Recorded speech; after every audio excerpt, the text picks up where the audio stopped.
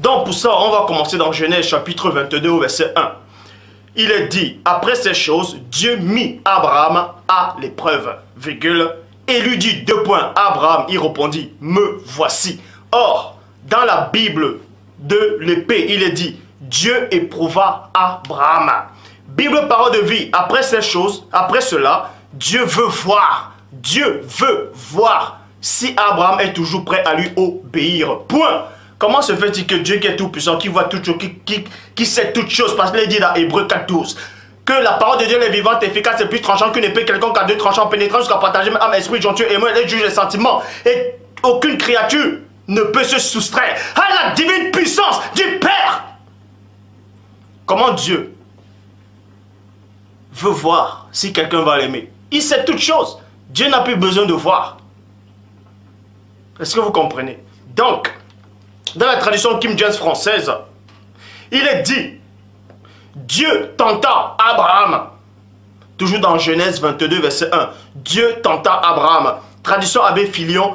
Après cela, Dieu tenta Abraham. Tradition Pierre Robert Oliverton. Dieu tenta Abraham. Or, il est dit dans Jacques chapitre 1 au verset 13, dans la Bible seconde 21, que personne, lorsqu'il est tenté, ne dise c'est Dieu qui me tente, car Dieu ne peut être tenté par le mal et il ne tente lui-même personne. Vous voyez. Et dans la nouvelle Bible seconde, il est dit que personne, lorsqu'il est mis à l'épreuve, vous voyez, dans d'autres versions on dit tenter, mais toujours dans Jacques 1, 13, il est dit que personne, je dis bien que personne, lorsqu'il est mis à l'épreuve, ne dise c'est Dieu qui me met à l'épreuve. Point.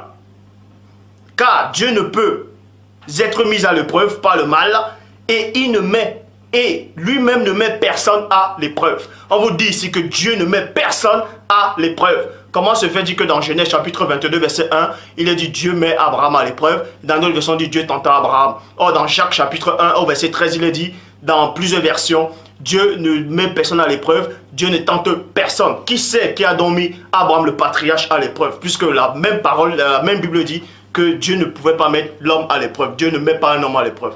Donc vous apprenez ici là que ce n'est pas Dieu qui a pu mettre Abraham à l'épreuve. Parce que Dieu ne met personne à l'épreuve et Dieu ne tente personne. Certes, l'épreuve et la tentation, c'est deux choses distinctes. Mais toujours est-il là qu'il est dit néanmoins dans ce livre que Dieu ne tente personne et Dieu ne met personne à l'épreuve.